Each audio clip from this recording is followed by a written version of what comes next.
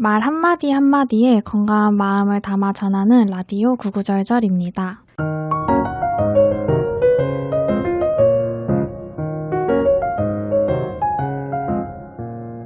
안녕하세요. 세종 FM 98.9MHz 라디오 구구절절의 진행자 세종광역 정신건강복지센터 유리 김영란입니다. 올해도 벌써 12월이 왔어요. 어쩜 이렇게 매년 시간이 이렇게 빨리 지나가는지 한 해 한 해가 참 야속하네요. 제가 이제 30을 앞두고 있어서 더 그런 마음이 드는 것도 같아요.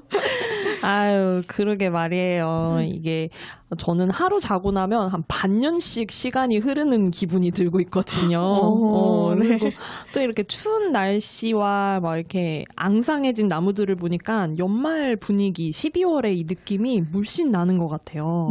맞아요. 또 연말하면 이 술자리 약속이 또 빠질 수가 없는데요. 그죠. 많은 분들이 연말 연초 이렇게 기념하려고 한잔 하자 이런 약속들 많이 잡고 계실 것 같거든요. 맞아요. 그리고 우리나라가 좀 이렇게 술을 마시고 즐기는 거를 좀 긍정적으로 생각하는 분위기도 하잖아요. 그래서 오늘은 이 알코올 중독에 대해서 좀 이야기를 나누어 보려고 합니다. 영란쌤은 술 좋아하시나요? 아, 중독 얘기하는데 또 네. 빠질 수 없는 질문이죠. 그죠. 저는 술을 자체를 좋아한다기보다는 좀 이 술 자리들을 좋아해요. 네, 그래서 좀 20대 이렇게 어린 시절에는 이 술자리에 거의 안 빠지고 나가려고 하는 만큼 이 자리를 되게 좋아했었어요. 그러셨구나. 혹시 유리쌤은 어떠세요? 저는 영란쌤이랑 좀 반대인 게 제가 성격상 좀 낯을 가리다 보니까는 막 안 친한 사람들이 있는 술자리를 전 진짜 잘 안 갔거든요. 진짜 친한 사람들이랑만 또 술을 마시기도 하고 저는 또 약간 어쨌든 술을 맛으로 즐기는 걸 또 좋아해서 이 음식이랑 좀 술이랑 이렇게 잘 페어링해서 먹는 거를 좀 좋아하는 편인 것 같아요. 미식가이시니까. 맛입니다. 그래서 사실 저희 회사가 이렇게 회식 자리가 많지 않다 보니까는 영란쌤이랑 이렇게 술에 대한 선호라든지 막 주량에 대해서 이야기를 많이 못 나눠보기는 했던 것 같아요.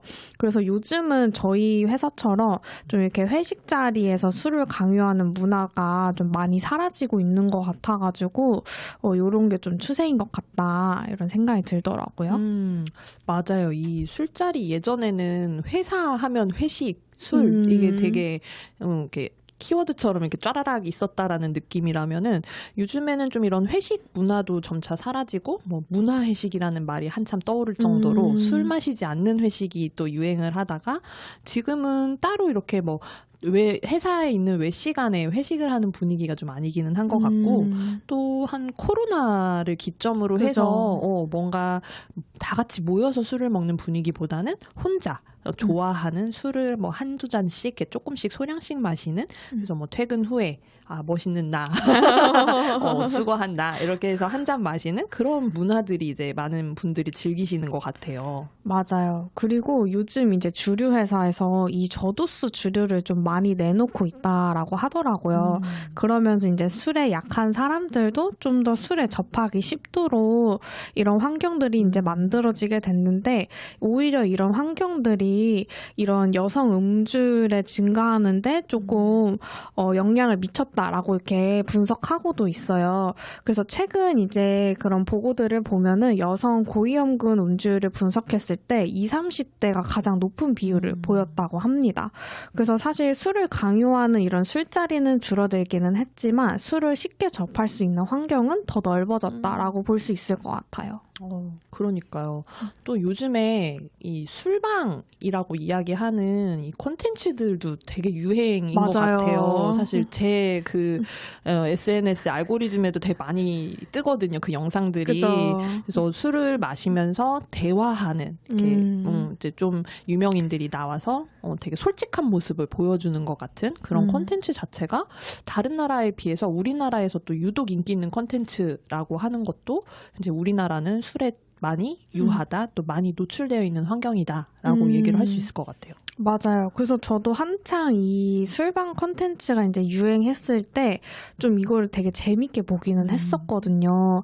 근데 사실 오늘 이 중독이라는 주제를 다루면서 이 술방이 진짜 이런 청소년들한테는 굉장히 유해할 수 있는 컨텐츠겠다라는 생각이 좀 들었던 것 같아요. 그렇죠. 아무래도 이제 내가 좋아하는 스타들이 이런 스타란 말이 너무 옛날 같네요. 네, 아이돌들이 나와서 네, 이렇게 좋아하는 유명인 인플루언서들이 술을 마시는 모습을 보면 또 즐거워 보이고 자유로워 보이는 모습들도 되게 나도 저렇게 하고 싶다라는 느낌을 들게 할 것 같아요. 근데 이 알코올 중독이라는 거는 사실 증상이 시작이 되면 치료적인 개입이 좀 어려운 질환 중에 하나예요. 그래서 다른 어떤 이제 정신과적인 질환들보다도 예방이 정말 중요한 질환인데요.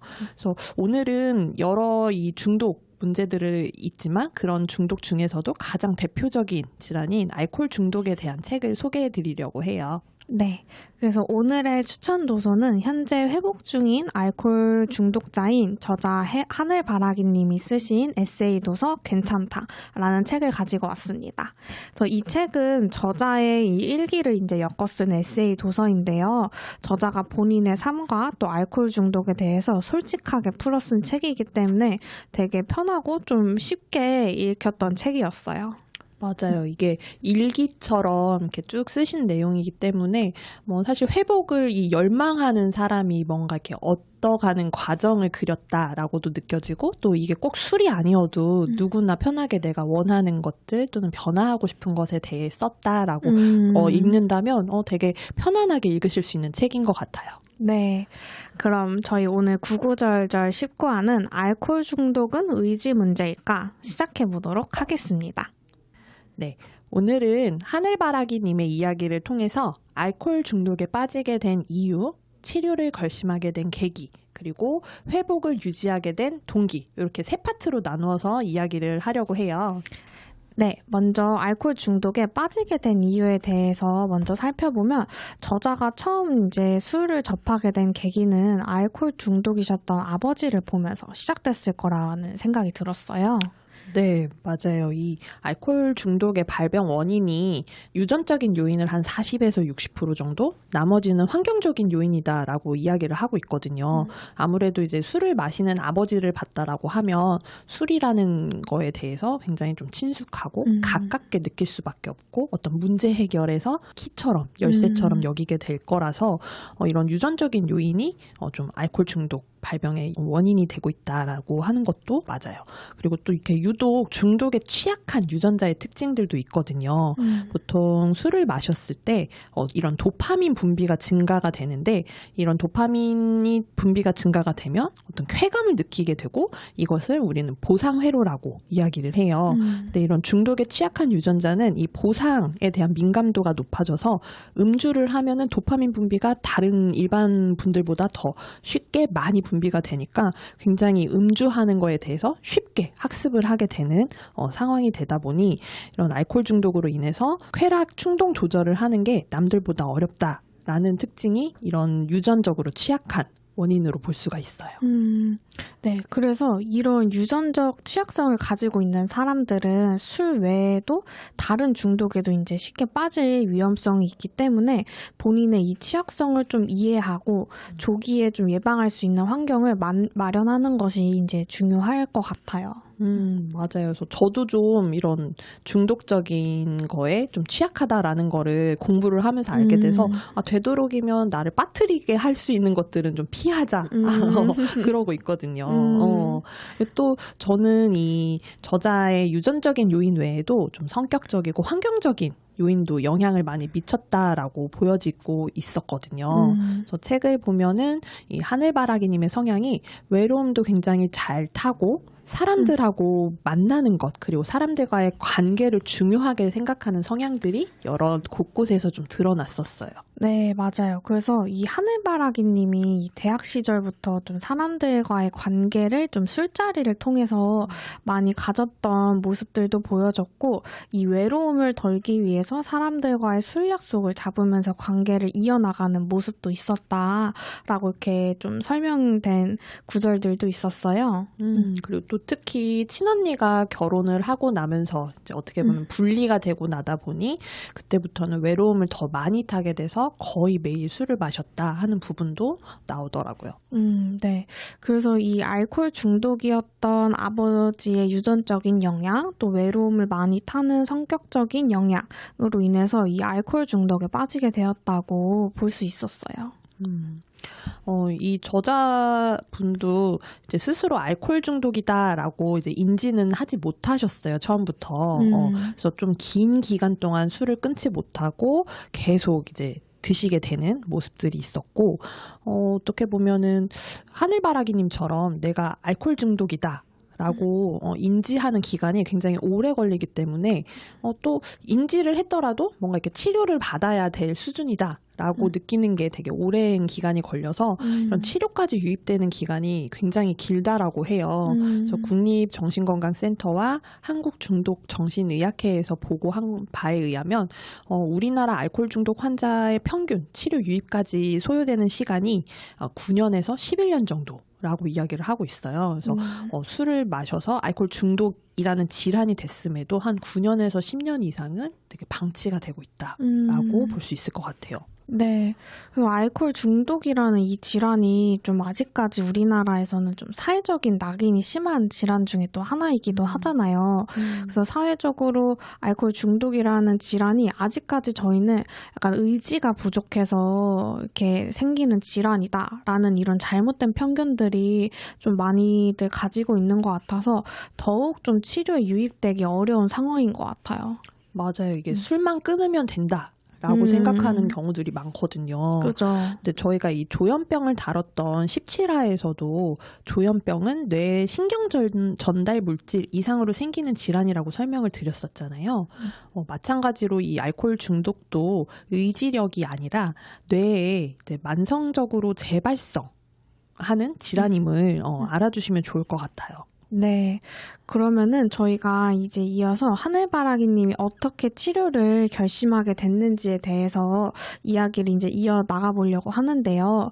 그 전에 이 하늘바라기님은 그러면은 조금 어떻게 스스로 좀 단주를 하고 좀 이 알코올에서 어떻게 벗어나려고 하셨는지에 대한 과정도 좀 이야기해보면 좋을 것 같아요.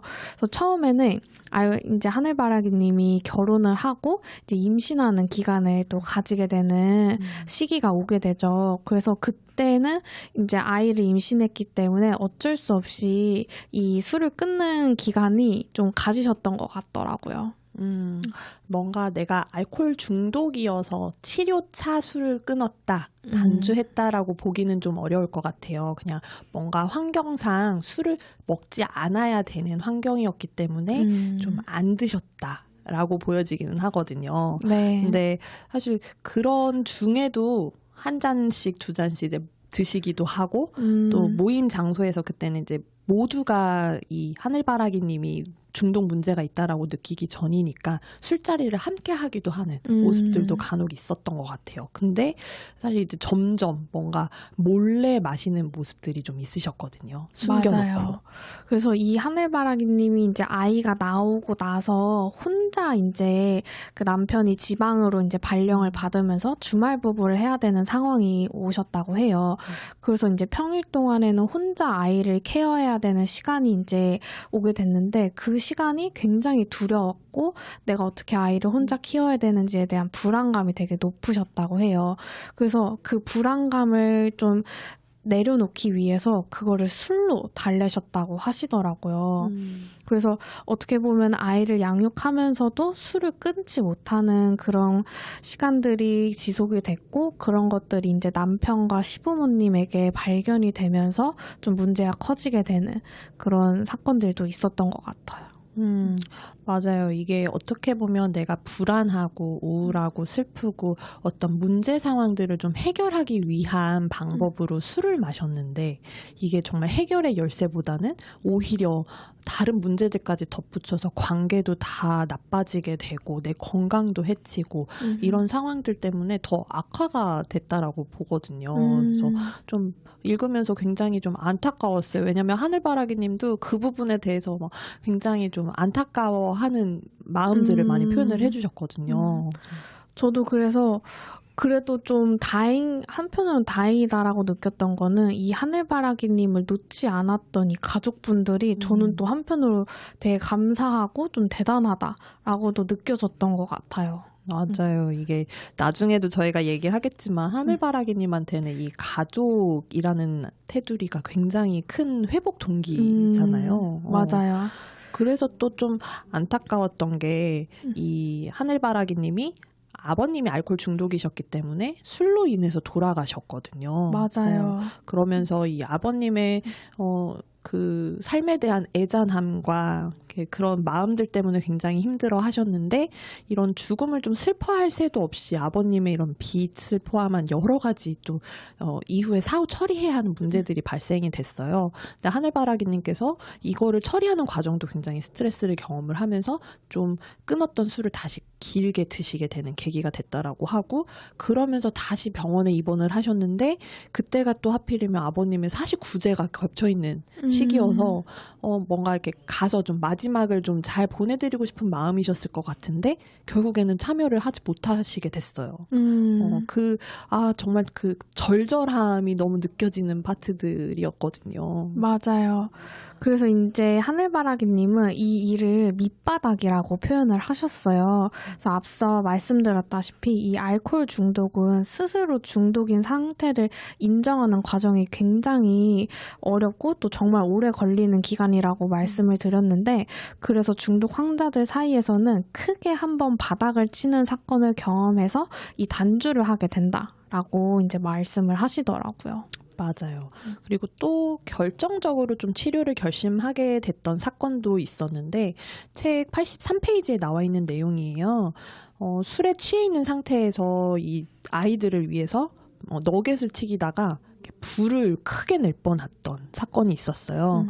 그래서 이 하늘바라기님이 이러다가 내가 아이를 죽일 수도 있겠다라는 생각 때문에 스스로 응급실에 전화를 해서 병원에 입원을 하게 됐다라고 했던 사건도 좀 있었어요. 네. 그래서 결국에 하늘바라기님에게 이제 술로 인해서 아이의 생명을 위협하게 된 사건이 스스로에게 좀 큰 충격을 주게 된 사건이었던 것 같아요. 그렇게 이제 두 사건을 경험하고 나서 하늘바라기님은 이제 책 속에서는 6년 동안 단주를 이어오고 계시다라고 하셨는데요. 책을 내셨던 시점이 조금 과거이다 보니까 현재까지 단주하고 계신 걸로 저희는 알고 있거든요. 그래서 지금까지 단주를 이어오고 계시다라고 하면은 약 한 11년 정도 단주를 유지하고 계신 것 같아요. 네, 이 11년이라는 시간이 사실 중독 환자들에게 진짜 얼마나 길고 또 험난한 시간이었을지 저희는 진짜 감히 가늠하기 어려운 시간이라고 좀 생각이 들어요. 맞아요. 이 단주 하시는 분들의 이 모토 중에 하나가 오늘 하루만 이라는 이게 있거든요. 그러니까 오늘 하루만 좀 잘 참고 마시지 않고 견뎌서 보내자. 그래서 그리고 다음 날이 되면 또 오늘 하루만 이렇게 이어져 오는 이 전쟁 같은 하루들이 11년이라고 하면 거의 3,000, 4,000일 가까이 있잖아요. 굉장히 의미가 크다라는 생각이 들어요. 그래서 이 책을 보면서 하늘바라기님이 이런 회복을 좀 유지할 수 있었던 동기가 이런 단주 이후에 좀 변화됐었던 가족들이나 특히 아이들과의 관계와 이런 애정, 그런 것들 때문이 아니었을까. 그래서 지금까지도 이런 단주 생활을 이어오시지 않았을까라는 게 책을 보면은 너무너무 잘 느껴졌던 것 같아요. 맞아요. 그래서 결국에는 알코올 중독 치료를 위해서는 이 약물 복용과 더불어서 생활 패턴의 변화도 치료에 있어서 굉장히 또 중요한 부분이에요. 그래서 치료 과정에서 단순히 내가 그냥 단주를 하겠다라는 마음을 넘어서 내 삶의 방향을 회복하겠다라는 이 마음가짐이 굉장히 중요한 부분으로 작용이 됩니다. 그래서 책의 좀 전반적인 내용이 좀 그랬던 것 같아요. 어떻게 보면 이 단주를 기점으로 해서 같은 사건이나 같은 곳이어도 어떤 그 단주 이전의 삶과 치료 이후의 삶의 변화들을 이렇게 하늘바라기님께서 어떻게 느끼고 계시는지를 이렇게 쭉 기술하신 것들이 있는데, 이런 것들을 봤을 때는 뭔가 이제 변화된 삶에 대해서 행복을 느끼고 기쁨을 느끼고 이런 긍정적인 부분들을 느끼는 것들이 이런 회복을 유지하는 동기에 크게 작용한다라는 게 되게 잘 느껴졌어요. 네, 맞아요. 그래서 결국에 하늘바라기님의 이런 치료를 유지할 수 있었던 동기는 이 이제 단주 이후에 변화된 삶에서 느끼는 기쁨, 그리고 자녀에 대한 이 사랑, 이 두 가지가 좀 크게 작용되지 않았을까라고 이제 저희가 좀 생각을 해봤습니다. 네, 그리고 이제 저는 책을 보면서 좀 인상 깊었던 부분이 이 하늘바라기님이 이 치료에 대한 태도에 있어서 좀 되게 놀랐던 부분이 한 군데 있었어요. 그래서 책 56페이지에서 57페이지에 나와 있는 내용인데요. 하늘바라기님이 이제 결혼한 후에도 술을 끊지 못한 이제 기간이 길었는데, 그래서 그 집안 곳곳에 이제 막 술을 숨겨서 이제 몰래 마시던 그런 흔적들이 다 남아 있었다고 해요. 근데 그 흔적이 남아있는 집에 그대로 그냥 사시면서 거기서 회복을 아직까지 유지하고 있다라고 하시더라고요.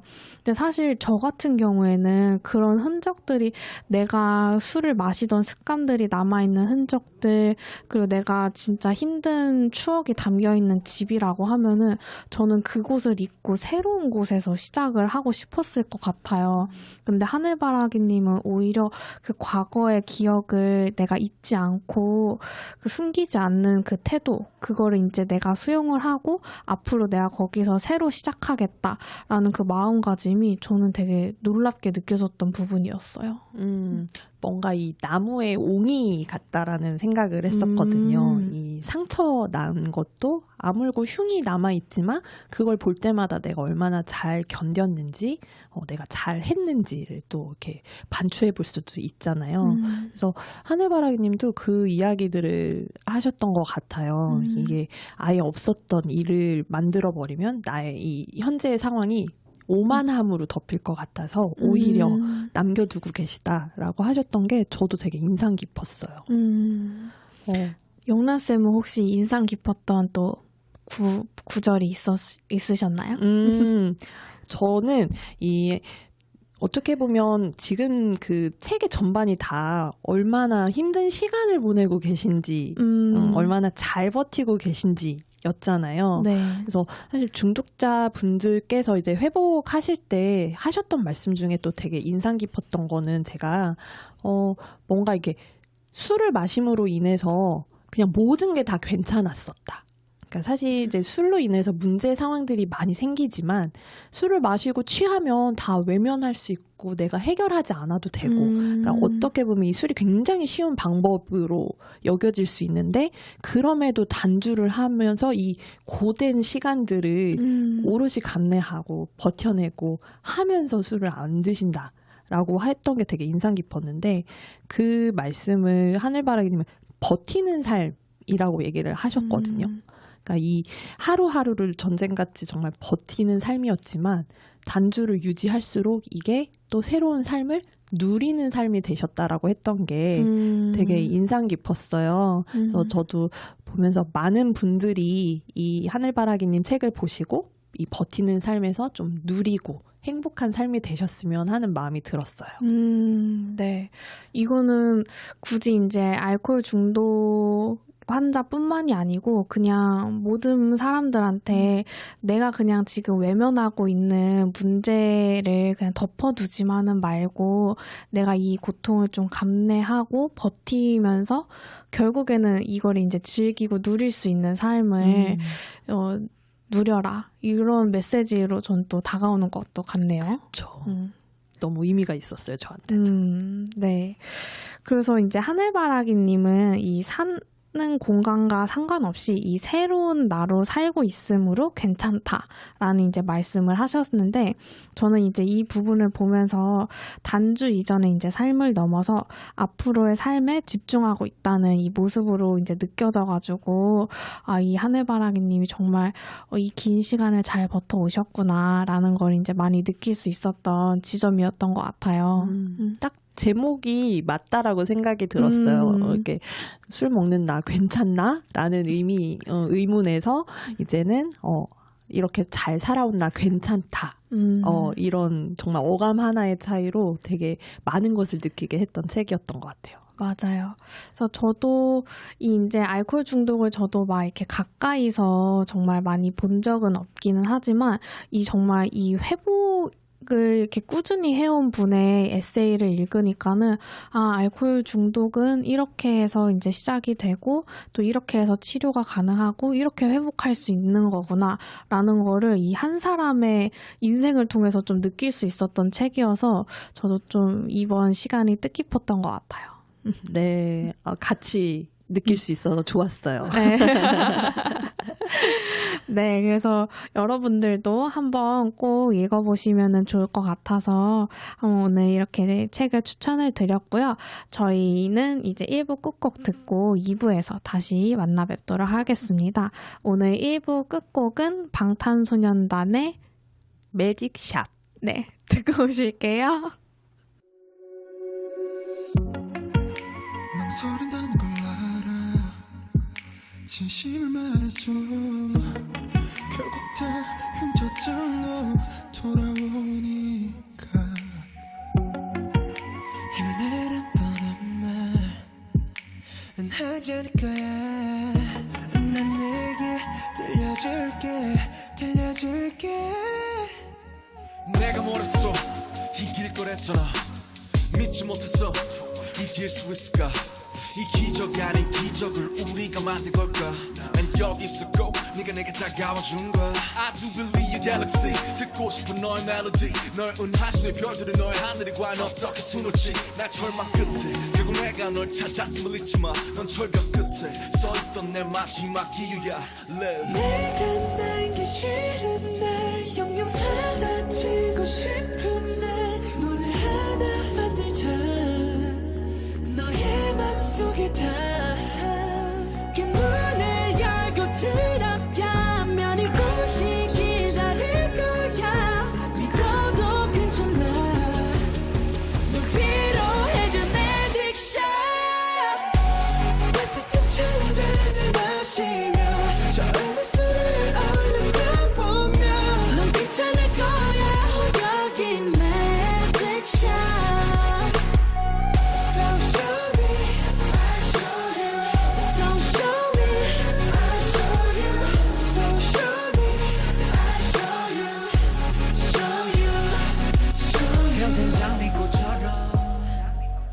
날리던 벚꽃처럼 질땐 나팔꽃처럼 아름다운 그 순간처럼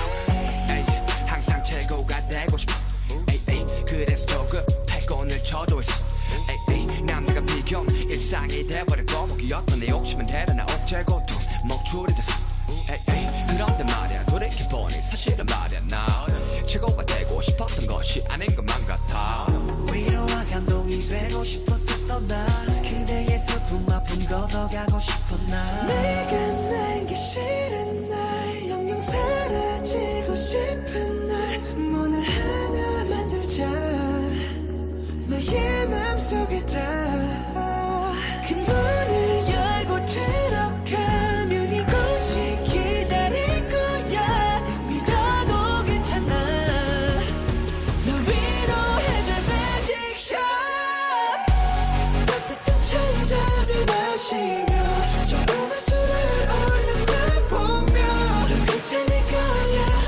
여기 Magic Shop. So show me, I'll show you. So show me, I'll show you. So show me, I'll show you. Show you, show you. 모든 게 다 두려웠다면 믿어줄래? 모든 진심들이 남은 시간들이 너의 모든 답은 네가 찾아낸 이곳에 너의 은하수에 너의 마음속에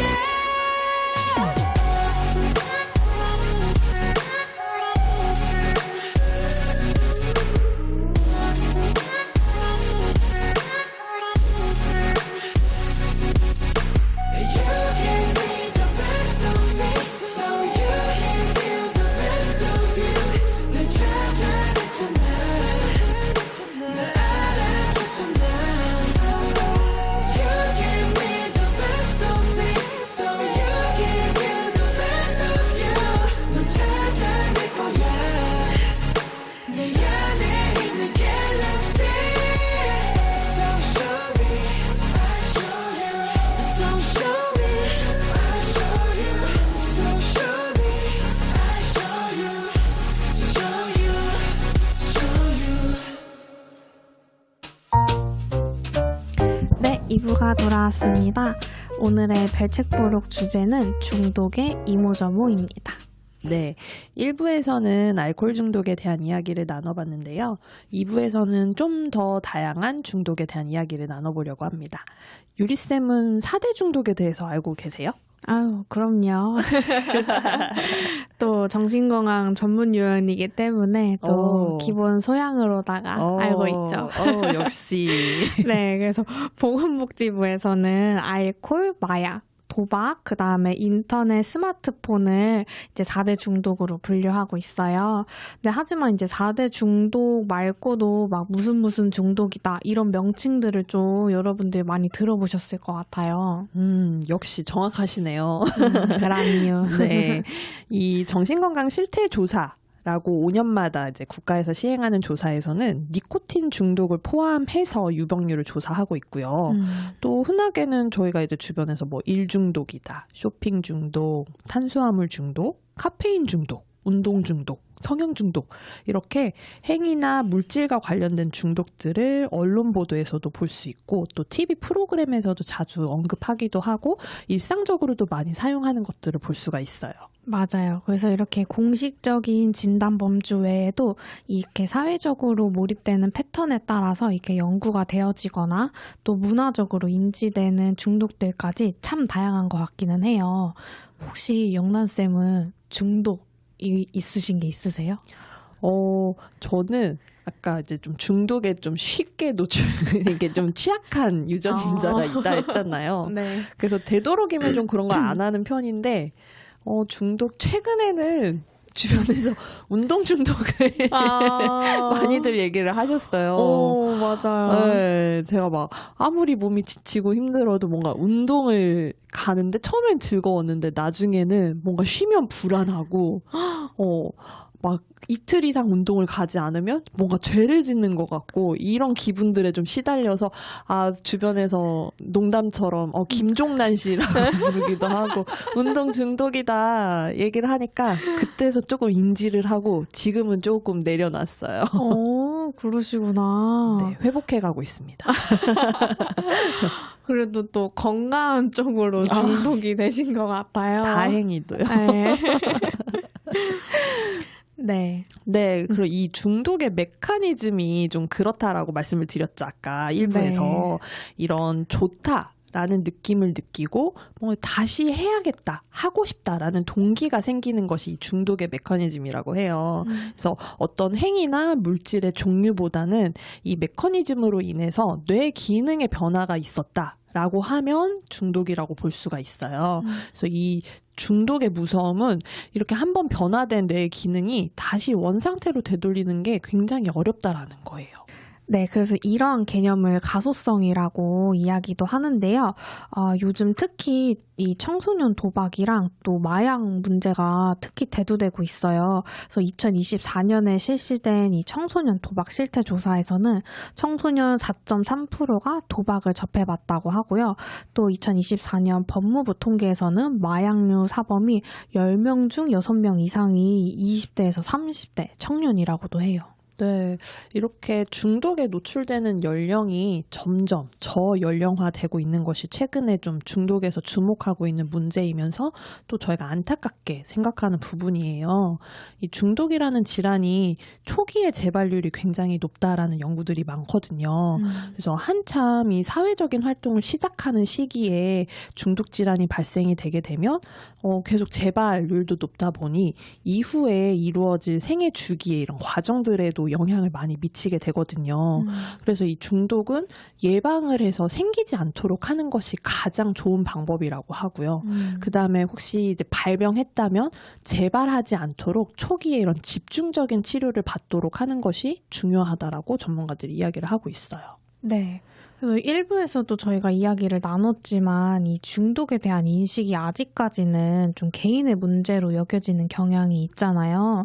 그리고 또 도박이나 마약 문제는 또 집중받기 전까지는 이 심각성에 대한 논의도 많이 되지 않았다는 생각이 들어요. 그래서 그러다 보니까 이제 치료 시기도 많이 놓치게 되는 것 같고요. 맞아요. 그래서 이런 중독하고 관련된 연구조사 자료가 이렇게 썩 많다라고 보기가 어려워요. 그래서 이런 각 지역에서도 이제 막 중독과 관련된 연구나 조사들을 활발하게 하고 있는 모습들을 보이고 있고요. 그래서 저희 세종시에서도 2024년에 중독 정신건강 실태 조사를 실시를 했고 또 이 시민들의 중독 질환 유병률과 뭐 정신건강 상태나 인식도 이런 항목들을 포함해서 조사를 했고요. 올해에는 이런 읍면동 간의 세부 특성 연구도 진행을 해서 저희가 지난 8월에 결과 보고회도 가지기도 했어요. 네.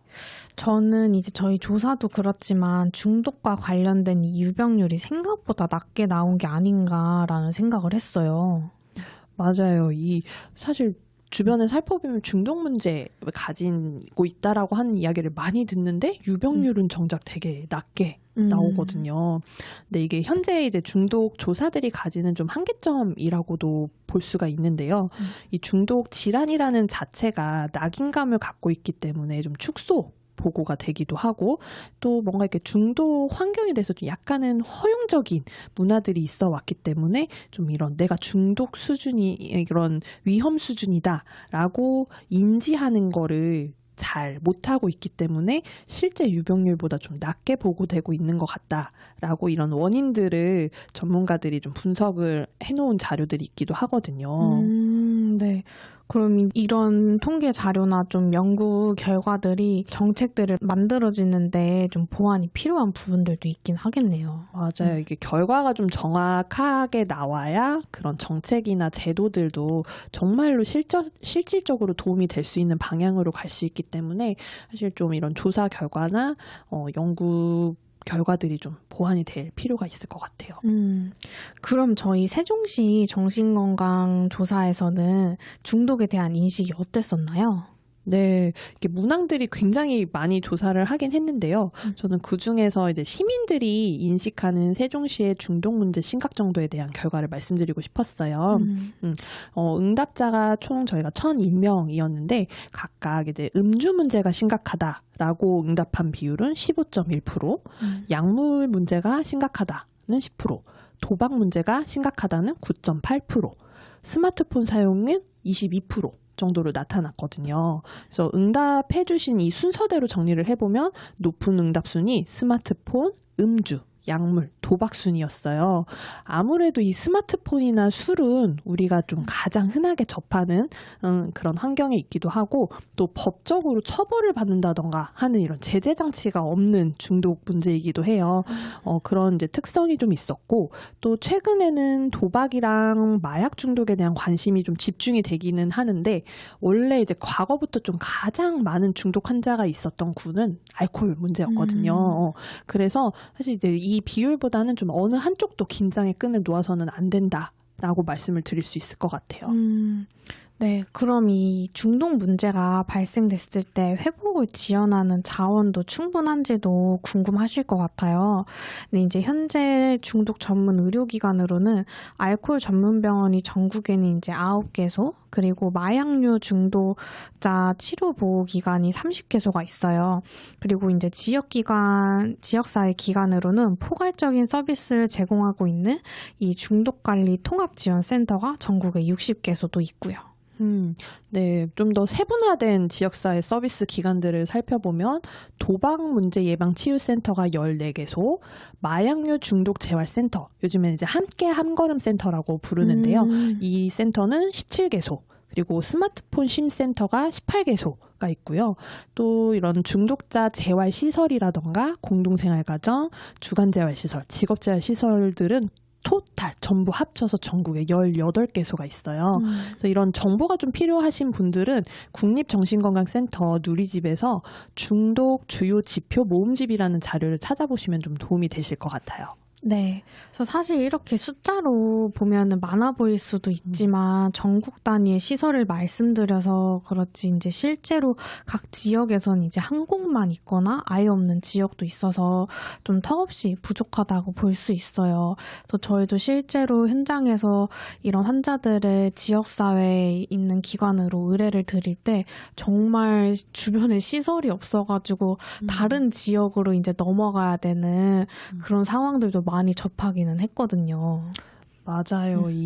사실 정신건강복지센터는 현재 250개가 넘거든요. 근데 이제 중독재활, 중독관리 통합지원센터는 60개이면은 그 수준 차이도 거의 한 4분의 1 수준인가요? 그렇죠. 네, 굉장히 이제 차이가 나는 걸 볼 수가 있고요. 또 이런 중독 재활 시설, 다른 정신건강 시설도 마찬가지이긴 한데 기관을 운영하는 것 자체도 좀 힘들지만 뭔가 이렇게 지역 주민들이 우리 지역에 그런 시설이 들어올 거야라고 하면 이런 기피하는 현상들 때문에 사실 운영할 공간을 마련하는 것부터가 좀 쉽지 않다라는 현실적인 이야기들을 접하기도 하거든요. 그러다 보니 좀 안타까운 마음이 크죠. 네, 그래서 이 통계 자료가 정확하지 않을 수 있다는 것도 또 이 시설 수가 부족하다는 것도 부정적인 낙인에서 오는 것도 이렇게 한 번쯤 저희가 이제 정말 회복이 가능한가? 이 중독이라는 질환이 회복이 가능한가에 대한 질문을 조금 짚어봐야 될 것 같아요. 영란쌤은 회복이 가능하다라고 생각을 하시나요? 이게 중독과 관련한 자리에 가면 많이 하는 질문들이에요.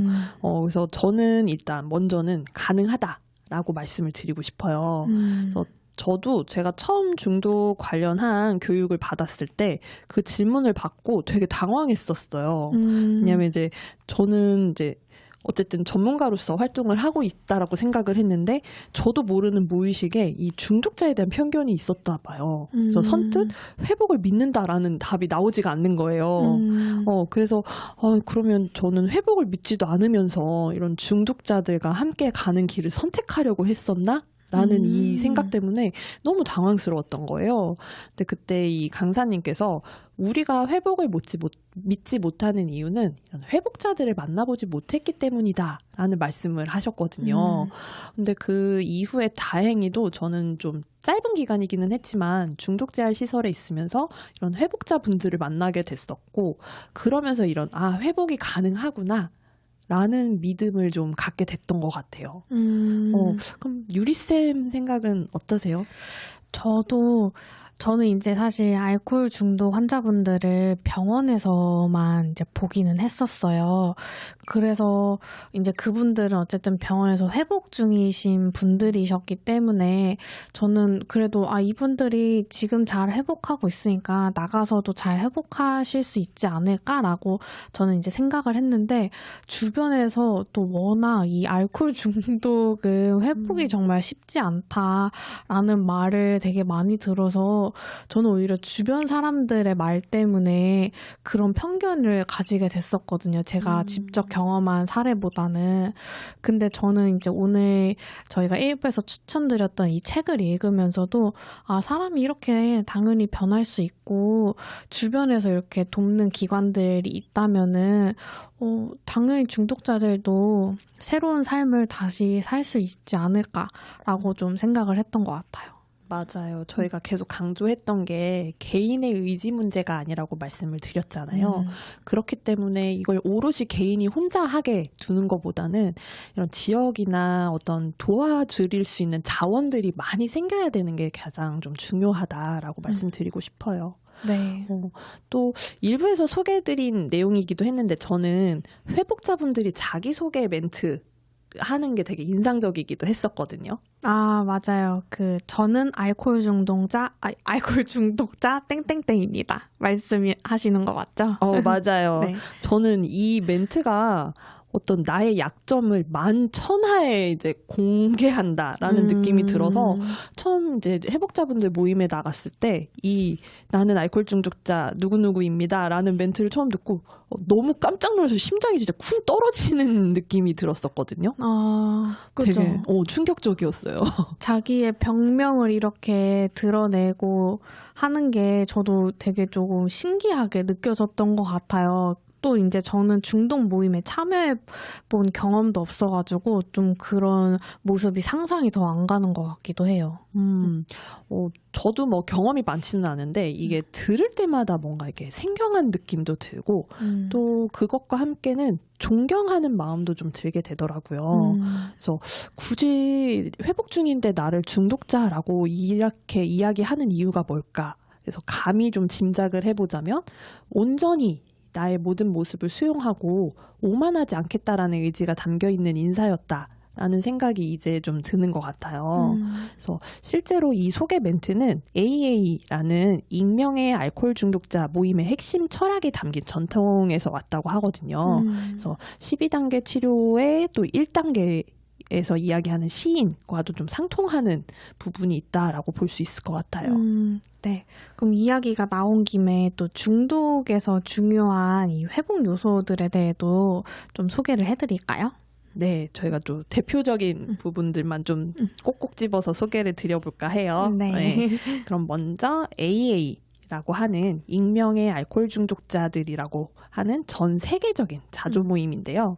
이 AA는 알코올뿐만이 아니라 GA라고 하는 단도박 모임, NA라고 하는 단약 모임도 있어요. 그래서 네. 이런 부분도 같이 참고를 해주시면 좋을 것 같고요.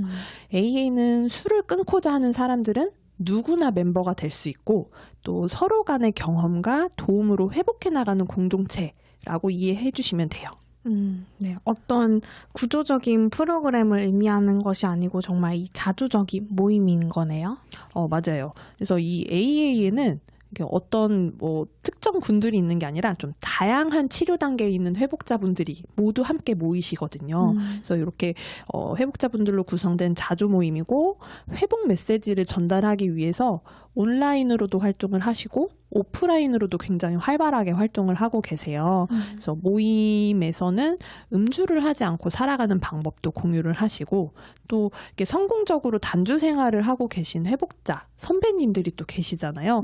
그런 분들을 보면서 뭔가 이렇게 동기를 강화할 수 있는 계기도 되고 있다고 해요. 네. 그래서 시간 관계상 이렇게 짧게 소개해드리고 있기 때문에 꼭 누리집을 한번 참고해 보시면 좋을 것 같고요.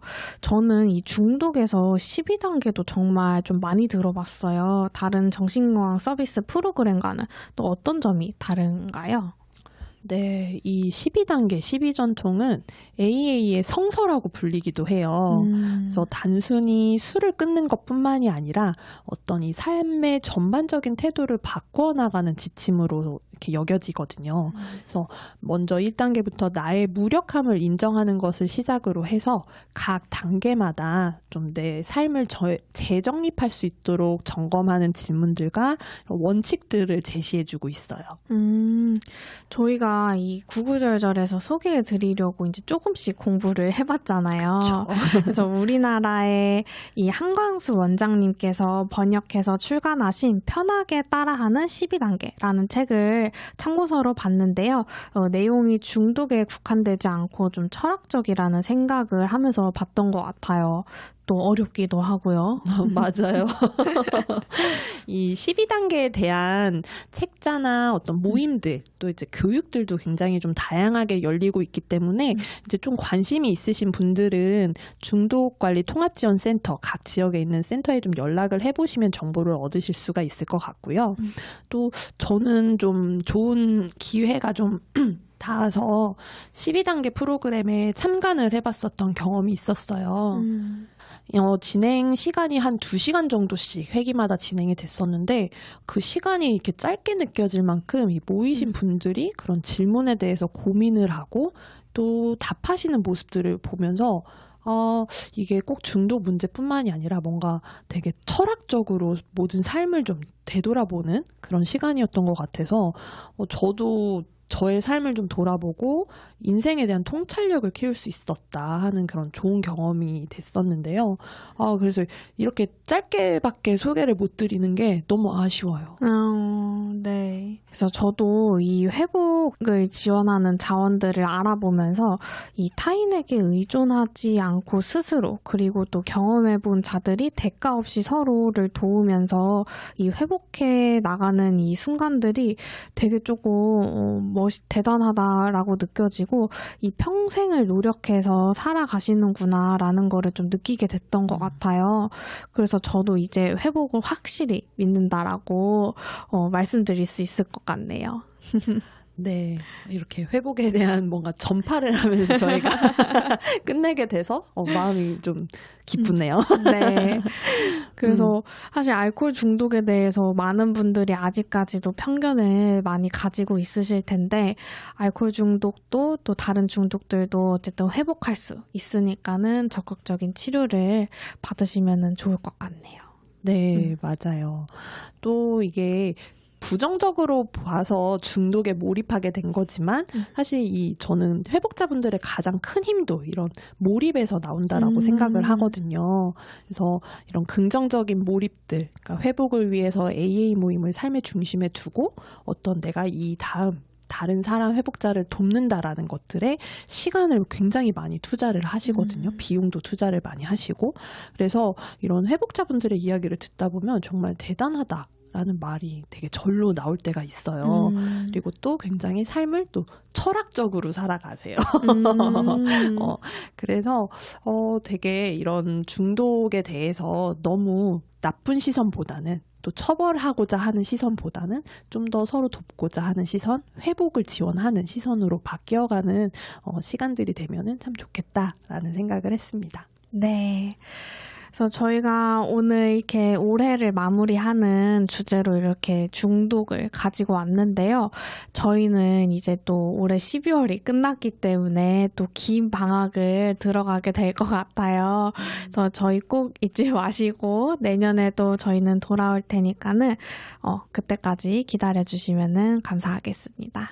네, 지금까지 말 한마디 한마디 건강한 마음을 전하는 구구절절 진행자 유리 김영란이었습니다. 구구절절 이만 구이